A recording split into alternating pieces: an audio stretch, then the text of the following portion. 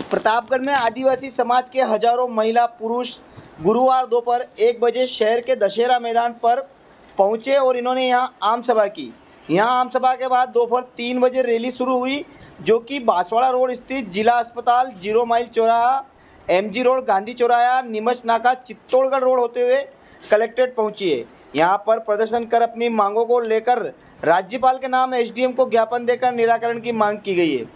यहां रैली के दौरान 4 पहिया है 2 पहिया वाहन में काफ़ी संख्या में लोग पहुंचे थे और सुरक्षा की दृष्टि से यहां पुलिस जाब्ता भी रैली के साथ तैनात नजर आया है। इस दौरान अपनी मांगों को लेकर आदिवासी समाज के हजारों लोगों ने गीतों के माध्यम से रैली में प्रदर्शन करते हुए नजर आए हैं। राजस्थान सरकार द्वारा जारी 2013 व 2016 की अधिसूचनाओं को पूर्णतः निरस्त करते हुए आर्टिकल 244 वन की मूल भावना के अनुरूप प्रत्येक क्षेत्र में आरक्षण व्यवस्था अतिशीघ्र लागू करने की मांग राजस्थान भूमि काश्तकार अधिनियम 1955, भूमि अधिग्रहण अधिनियम 2013, सुप्रीम कोर्ट द्वारा दिए गए P रामारेड्डी जजमेंट 1988 एवं समता बनाम आंध्र प्रदेश 1997 आदि की धरातली पालना को लेकर अनुसूचित क्षेत्र में असंवैधानिक तरीके से हड़पी गई आदिवासियों की जमीन का असंवैधानिक नामांतरण तुरंत निरस्त करने एवं अनुसूचित क्षेत्र में बने हुए बांध जाखम डैम, हमजाखेड़ी, माही डैम, कडाना डैम का बैक वाटर एवं जयसमंद बांध आदि का पानी स्थानीय क्षेत्रवासियों को ही पेयजल एवं सिंचाई के लिए प्रदान किया जाए एवं गैर अनुसूचित क्षेत्र के कर्मचारियों का स्थानांतरण अनुसूचित क्षेत्र से अतिशीघ्र उनके गृह क्षेत्र में किया जाए एवं अनुसूचित क्षेत्र में होने वाली रिक्त पदों पर स्थानीय बेरोजगार युवाओं की भर्ती की जाए। अनुसूचित क्षेत्र के विद्यार्थियों को विभिन्न प्रतियोगी परीक्षा केंद्र एवं प्रशिक्षण केंद्र अनुसूचित क्षेत्र में ही आवंटित किए जाएं।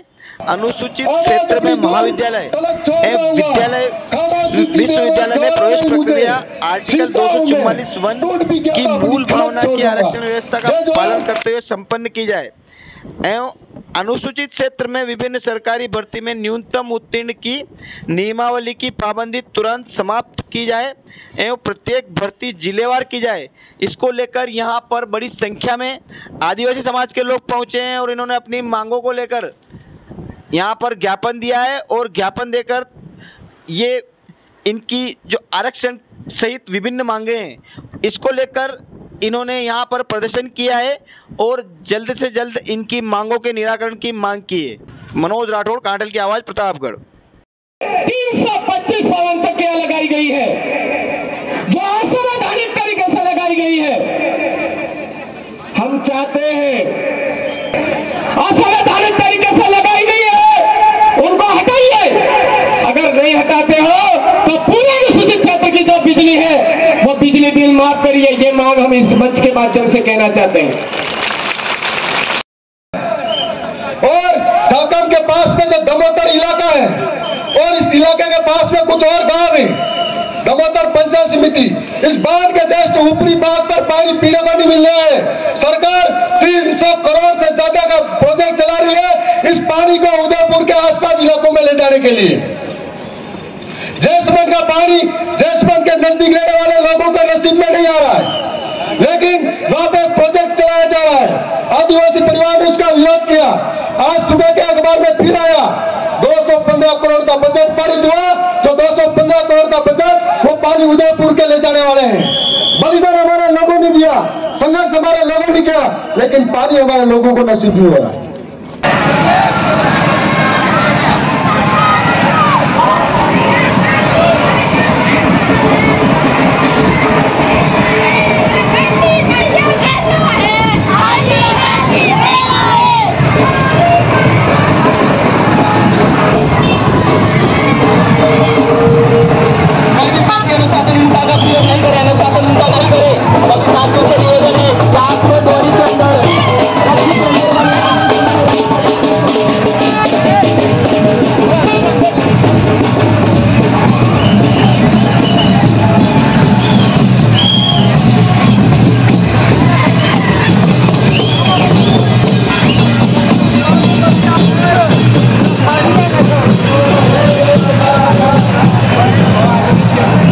नेता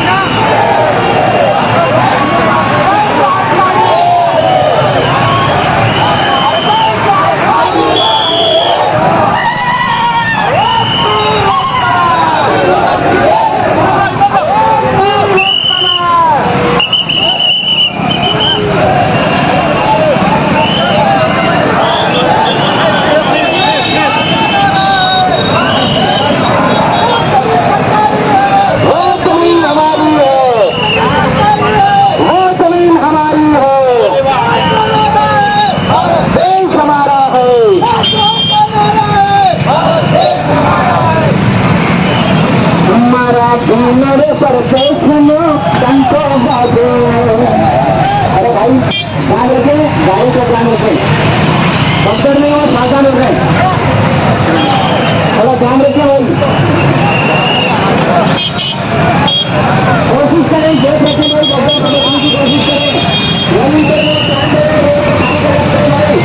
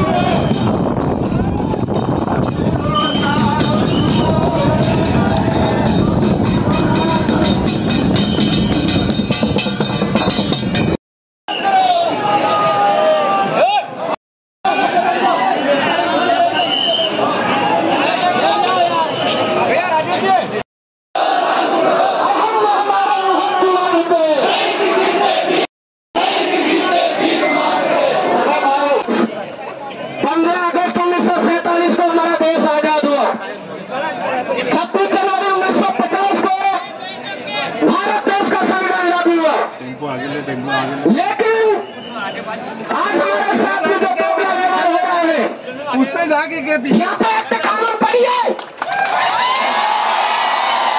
अरे पैसा एक्ट को नहीं मानते हो तो आर्टिकल 244 की मूल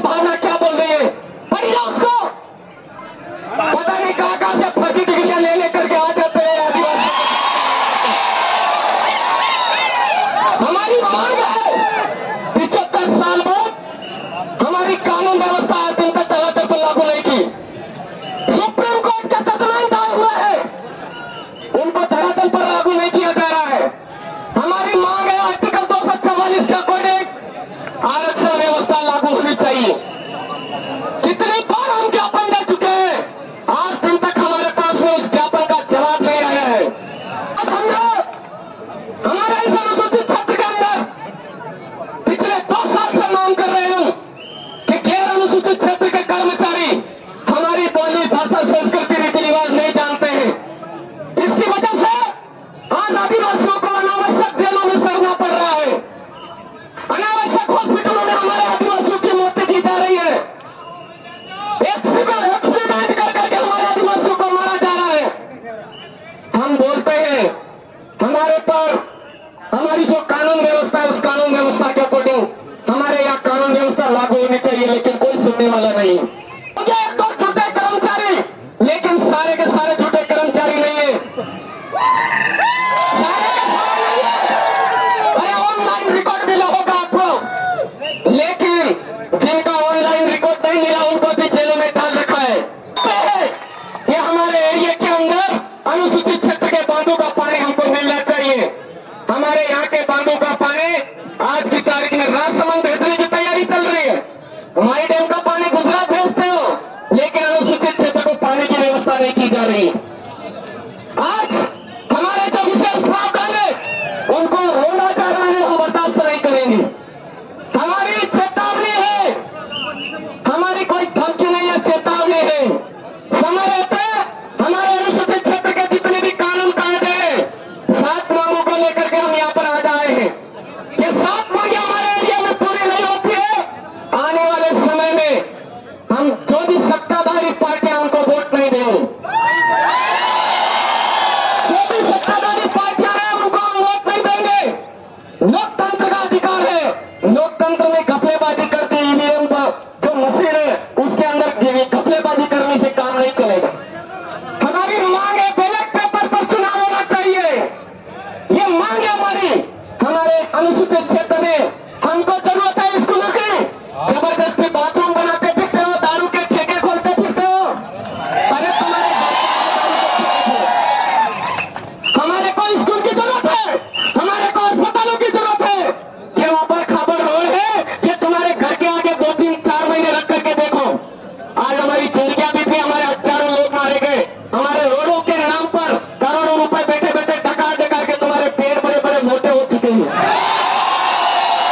कान बड़े बड़े लाल हो चुके हैं, हमको पता है ये सारी चीजें। आज अनुसूचित क्षेत्र के अंदर अनुसूचित क्षेत्र का जो पैसा है जो आदिवासियों के लिए आता है वो आदिवासियों पर खर्च होना चाहिए, हमारी मांग है। इतना बड़ा विश्वास इस प्रकृति में और इस मानव समुदाय में और इस मानवताओं का एकमात्र द्योतक अगर कोई है तो इस दुनिया में आदिवासी समुदाय। आप अपनी आशाओं के इशारों और उनके कहने पर ये जो नॉन टीएसपी के कार्मिक है ये स्वयं भी अपने संगठन से मांग कर रहे हैं, और हम बिल प्रत्यक्ष मुक्ति मोर्चा, विकासी मोर्चा या युवा मोर्चा मांग करता है कि उनको अपने गृह क्षेत्र में भेजा जाए। और अब हमारे बीच में सारे जनप्रतिनिधि, सारे हमारे कार्यकर्तागण, आपको बहुत बहुत जोहार, अभिनंदन करता हूँ। को मैं बताना चाहता हूँ ये बिहार प्रदेश का जो चक्रवात आया है आदिवासियों का, ये चक्रवात प्रतापगढ़ में किन किन को उड़ा देगा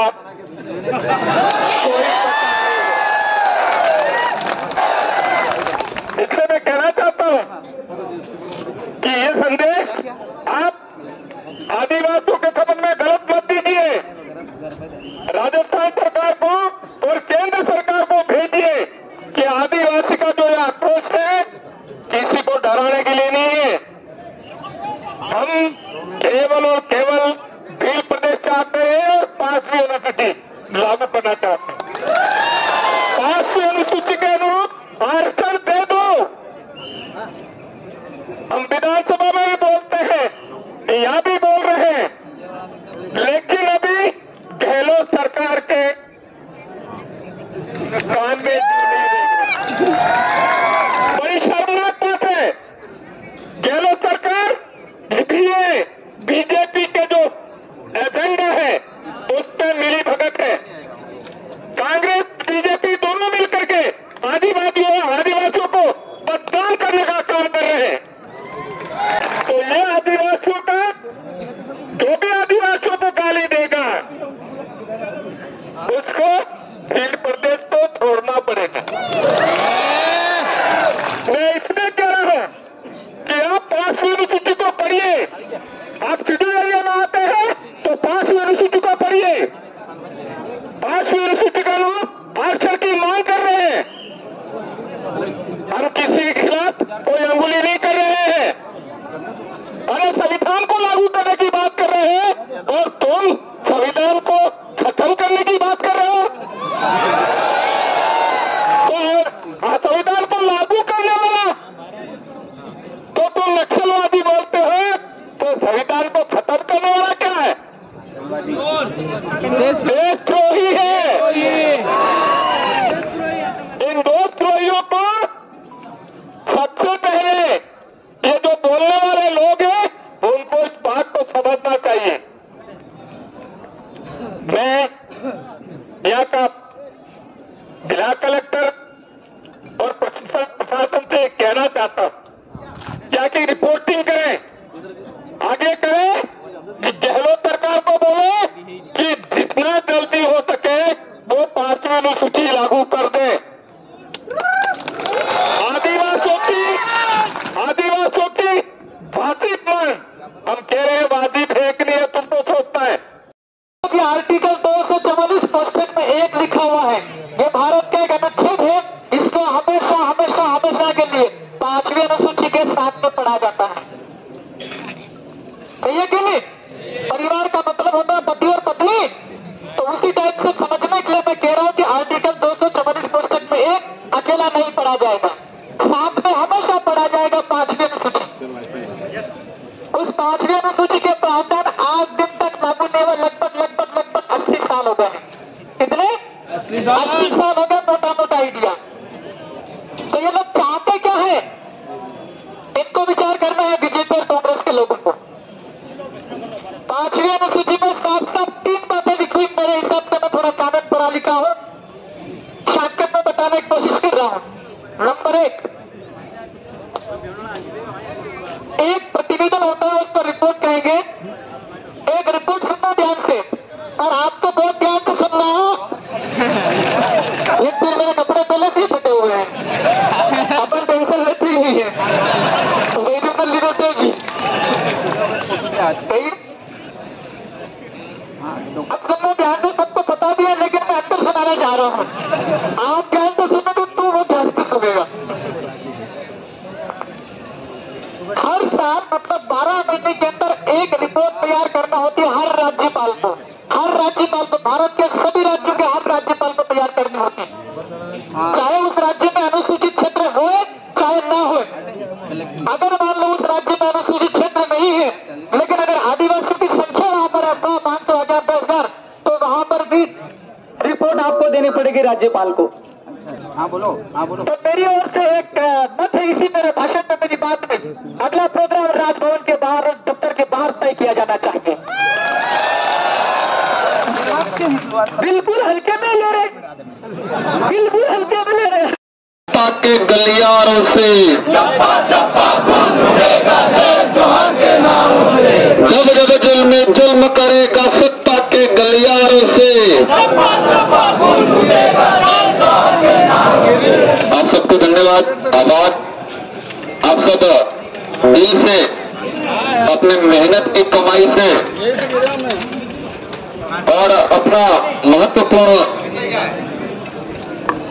काम छोड़ के आपके खुद के मेहनत के कमाई के पैसे से गाड़ियां करके, बाइक से, जीप से, बस से यहाँ पर पहुंचे, और पहुंचने के पीछे एक ही मात्र उद्देश्य था कि हमारे अनुसूचित क्षेत्र के अंदर जो आरक्षण व्यवस्था वर्तमान में लागू की गई है, वो कहीं न कहीं हमारे आदिवासी समुदाय के साथ एक खिलवाड़ किया गया है। और संविधान के जो मूल भावना है, अनुच्छेद 244 के 1 के तहत जो आरक्षण व्यवस्था शेड्यूल एरिया में होनी चाहिए, वो आरक्षण व्यवस्था शेड्यूल एरिया में नहीं है। इस बात को लेकर आप एकत्रित हुए। आपने वहां पर भी वक्तव्य सुना, मेरा भी सुना, अन्य साथियों का सुना, यहां पर भी सुना। आप घर पे जाके भूल जाओगे कि याद रखोगे? कब तक याद रखोगे?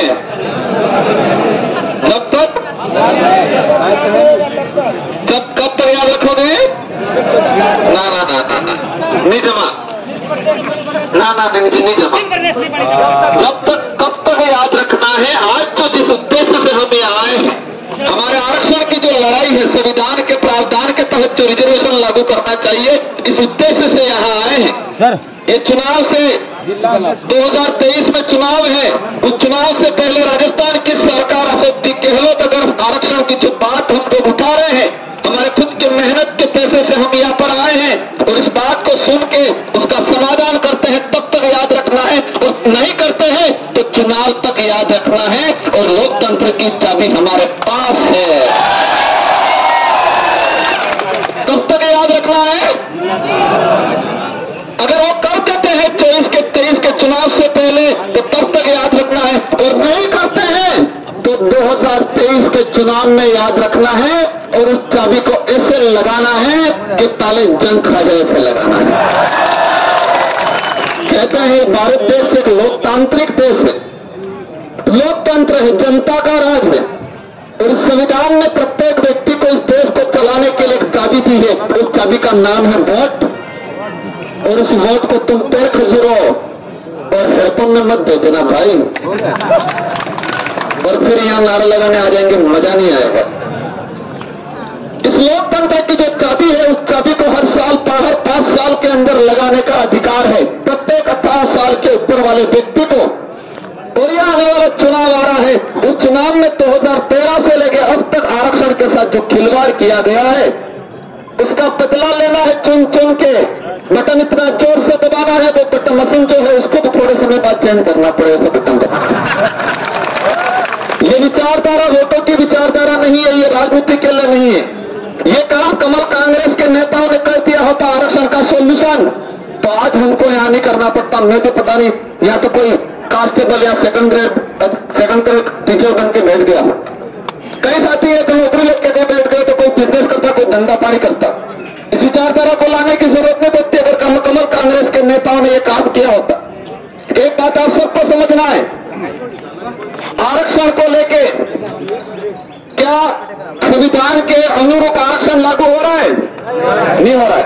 ये हम बोल रहे, कब से बोल रहे? 2015-16 से, और इससे पहले भी हमारे कई सामाजिक संगठन बोल रहे थे। लेकिन आज कांग्रेस के नेता भी बोल रहे हैं उदयपुर में, क्या बोल रहे हैं? आरक्षण विसंगतियां दूर करो।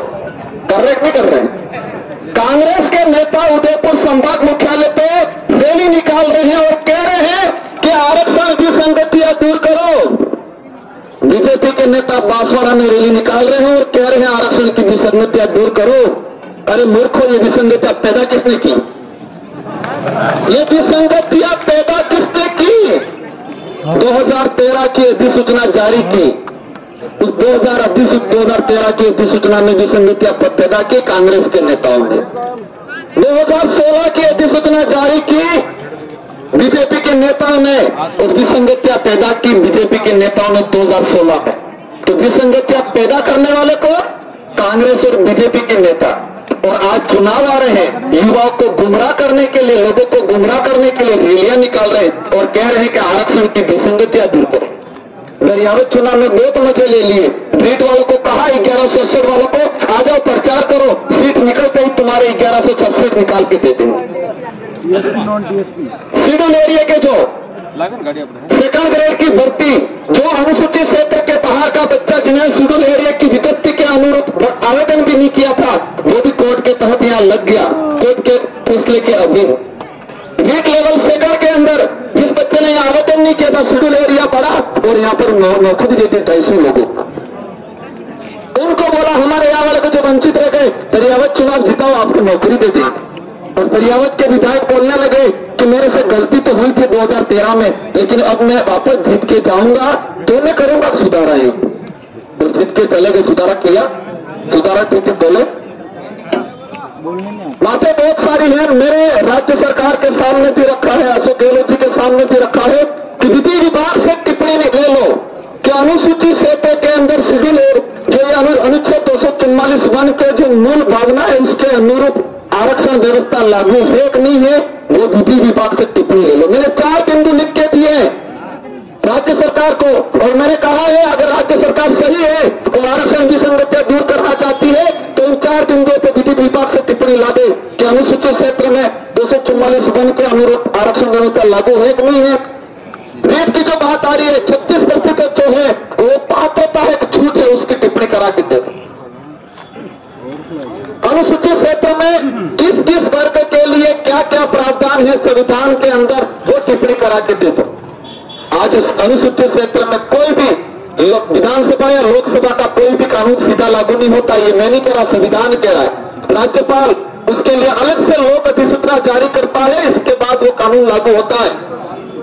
और ईडब्ल्यूएस लागू कर दिया अनुसूचित क्षेत्र के अंदर, और हमारे नेता टिप्पणी ये 3 से 4 बिंदु लिख के दिए हैं। और मैं इस मंच के इस कार्यक्रम के माध्यम से कांग्रेस और बीजेपी के नेताओं को भी कहना चाहता हूं, गहलोत जी आ रहे हैं, उनसे 4 बिंदुओं की टिप्पणी वीडियो बॉक्स से करवा के ले आओ कि अनुसूचित क्षेत्र के अंदर आरक्षण व्यवस्था किस प्रकार है, किस प्रकार होनी चाहिए, 36% जो बात होता है या छूट है। कांस्टेबल भर्ती का आंकड़ा बताया था मैंने पिछले 3 से 4 साल का मैंने आंकड़ा निकाला। 50% ओपन कैटेगरी से भी जा सकते हैं, लेकिन नियम ऐसे बना रखे कि वो भाई जनरल मेरिट तो करेगा तो भी वापस आ जाएगा, और बाई चांस जनरल में चला भी जाता है उसको पदोन्नति के अंदर एसटी के अंदर डाला जाता है। ये लड़ाई किसी भी वर्ग से नहीं है हमारी, ये लड़ाई पुलिस वालों से नहीं है हमारी, ये लड़ाई किसी पर्टिकुलर नेता से नहीं है, ये लड़ाई हमारे हकों की लड़ाई है। इस बात को भी समझना है हमें। कुछ साथी कह रहे थे बीच में कि पुलिस वाले ऐसे कर रहे वैसे कर रहे। पुलिस वालों से मेरी अच्छी मित्रता है, मैं इनके लिए एक अच्छी बात बोलता हूं, हर जगह आज भी बोल दूं। हमारे बुजुर्ग कहते थे कि देश आजाद थवा पहले काला कानून सालते हैं, वो सालतो काला कानून। तो हम छोटे छोटे तक पूछते काला कानून क्या होता है, वो था काला कानून तो राजा जी के ही कानून है, वो को काला कानून। तो देश आजाद हो गया तो आजादी से पहले से राजा तो सेनापति हाकिम के तो एक दिन नहीं रात, तो सेनापति हो के तो हुकुम दिन नहीं रात है दाड़ होते तो भी, क्योंकि राजा के जो कानून बनेगी दाड़ तो रातर जाएगी। तो राजा ने कहा कि ये दिन नहीं रात है, सेनापति बोलता यस सर ये दिन नहीं रात है, और वो लोकतंत्र है राजतंत्र नहीं।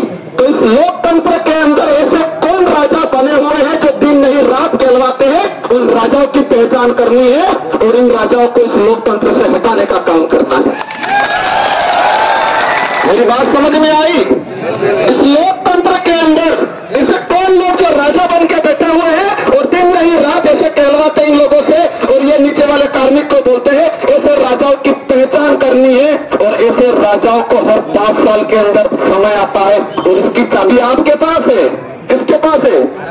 हम कोई भी देश हित के अंदर कानून या राज्य में कोई भी कानून आया है तो क्षेत्रीय पार्टी की वजह से आई है, और आज पूर्ण रूप से नरेगा बहुमत में बैठे हुए ऊपर वाले लोग केंद्र के अंदर, उनको पहचानने की जरूरत है और उनको भी सबक सिखाने की जरूरत है। तालियां बजा के, झंडे बजा के, थालियां बजा के वोट मत दे देना भाई। नाम करें जिला प्रशासन ने अलर्ट की देता तुलो तूफान देने आप जो पर हाथ तूफान जरूर आप जो, और इस तूफान को बरकरार रखना इन्हीं से।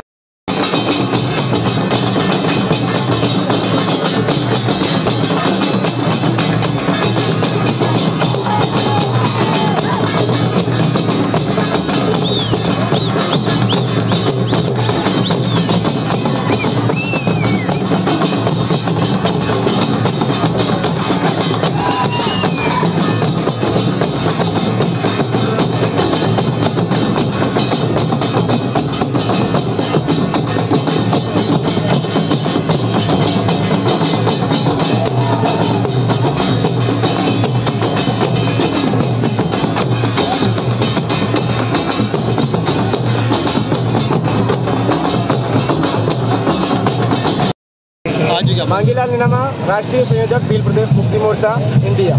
आज प्रदेश स्तरीय विशाल आम सभा एवं आदिवासी हुंकार महारैली का आयोजन अटल रंगमंच जिला प्रतापगढ़ में किया गया। इसका मुख्य उद्देश्य था हमारे आदिवासियों की जो ये शेड्यूल एरिया है, इस शेड्यूल एरिया के अंदर जो हमारी आरक्षण व्यवस्था है उसके साथ कई विसंगतियां हैं। उसके अंदर आर्टिकल 244(1) की मूल भावना के अनुरूप आरक्षण व्यवस्था लागू नहीं की गई है। आज आज़ाद देश में 75 साल हो गए फिर भी लागू नहीं की गई। हम मांग कर रहे हैं कि हमारे आर्टिकल 244(1) के अकॉर्डिंग की मूल भावना के अकॉर्डिंग आरक्षण व्यवस्था लागू होनी चाहिए। इसको लेकर के डूंगरपुर, बांसवाड़ा, प्रतापगढ़, सिरोही और हमारा नया जिला सलूमबर और प्रतापगढ़ जिले के सभी ब्लॉकों से लगभग 50,000 से ज़्यादा संख्या ने भाग लिया। और आज हमारे महामहिम राज्यपाल महोदय, राष्ट्रपति महोदय और हमारे जिला कलेक्टर महोदय प्रतापगढ़ के माध्यम से ये ज्ञापन दिया गया है। हम चाहते हैं कि हमारी मांगे जल्द हो और हमारे अनुसूचित क्षेत्र के आदिवासियों के साथ में न्याय हो और यहाँ के क्षेत्रवासियों के साथ में न्याय हो। हमको चाहिए स्कूल, ये जबरदस्ती बाथरूम खोदते फिरते हैं। हमको चाहिए अस्पताल, ये जबरदस्ती नालियाँ खोदते फिरते हैं। हमको चाहिए अच्छी सड़कें, ये जबरदस्ती हमारे यहाँ पर मोहरम डालते फिरते हैं। जहाँ मोहरम की जरूरत ही नहीं वहाँ पर मोहरम डालते फिरते हैं। आर्टिकल 275 का जो बजट आ रहा है टोटली वेस्ट जा रहा है। हमारे क्षेत्र को काफी नुकसान झेलना पड़ रहा है। हजारों मौतें हमारी बेगुनाह हो चुकी है। आरक्षण विसंगति के अलावा और क्या मांगे? आरक्षण विसंगति को लेकर के इसके अलावा हमारे पानी की मांग है। भाई अनुसूचित क्षेत्र में पीने का पानी उपलब्ध नहीं है, सिंचाई के लिए पानी उपलब्ध नहीं है, जमीनें हमारी डूब रही है, बांध हमारे बने हुए हैं और पानी माई डैम का पानी गुजरात भेजा जा रहा है। ये अभी जाखम डैम का पानी उधर राजसमंद की तरफ भेजा जा रहा है। हमारे प्रतापगढ़ जिले को दीजिए, हमें डूंगरपुर जिले को दीजिए, उदयपुर को दीजिए, सलूमबर को दीजिए। ये हमारी मांग है। पवन चक्कियों को लेकर क्या? पवन चक्कियों को लेकर के देखिए 325 पवन चक्कियां लगी हुई है, टोटली असंवैधानिक लगी हुई है। सबसे बड़ी बिजली। दूसरी चीज, करोड़ों रुपए की बिजली यहाँ पर पैदा हो रही है, हमारे आदिवासियों को दी नहीं जा रही है। ये कहते हैं 100 यूनिट बिजली फ्री ये लगा रखा है इधर। ये यहाँ पर वो गैस टंकी की बात करते हैं, लॉलीपॉप देते हैं, खाली हमारे आदिवासियों को बेवकूफ बनाते रहते हैं। कुछ भी धरातल पे काम नहीं। हम चाहते हैं पवन चक्कियां हमारे यहाँ से हटनी चाहिए। इससे हमारे क्षेत्र के अंदर बहुत सारे लोगों की नपुंसकता फैल रही है, हमारे यहाँ पर मानसिक बीमारियां फैल रही है, बहुत सारे चिड़चिड़ापन फैल रहा है हमारे सभी लोगों के अंदर। ये 7 सूत्रीय मांगे हैं हमारी जो संवैधानिक है, जो धरातल पर आज तक लागू नहीं की कमल कांग्रेसी सरकारों ने, उसको लेकर के हमारा ज्ञापन। लगातार आपके द्वारा यहाँ विरोध प्रदर्शन किया जा रहा है, आगे क्या तैयारी है? विरोध प्रदर्शन नहीं, हमारी मांगों को लेकर के इनको अवगत करवा रहे हैं।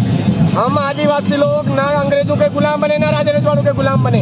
और हमारे बाप दादा पूर्वज पुरखों ने अंग्रेजों और राजे रजवाड़ों से लड़ झगड़ करके जो हमारे लिए विशेषाधिकार दिए हैं, वो विशेषाधिकार धरातल पर लागू नहीं हो रहे। ये हमारी मांग है, हम विरोध नहीं कर रहे हैं। इसके आगे क्या तैयारी है? इसके आगे अभी हम ये जिला स्तर पर आए, अगला हमारा पड़ाव रहेगा जनजातीय आयुक्त महोदय, जो हमारे आज संवैधानिक रूप से गार्जियन है, उनको घेरने की तैयारियां चल रही है। अंतिम समय हमारा TSC जो ट्राइबल एडवाइजरी काउंसिल का अध्यक्ष हमारा होता है, वो गैर राजनीतिक तरीके से बीजेपी शासनकाल में वसुंधरा जी बैठे थे, गैर राजनीतिक तरीके से आज कुंडली मार करके गहलोत जी बैठे हैं। हम चाहते हैं TSC का संवैधानिक तरीके से गठन हो, उसको बदलने के लिए आने वाले समय में हमारी मांगे पूरी नहीं होती है, कमल और कांग्रेस को हम वोट बिल्कुल नहीं देंगे जब तक हमारी मांगे पूरी नहीं होती।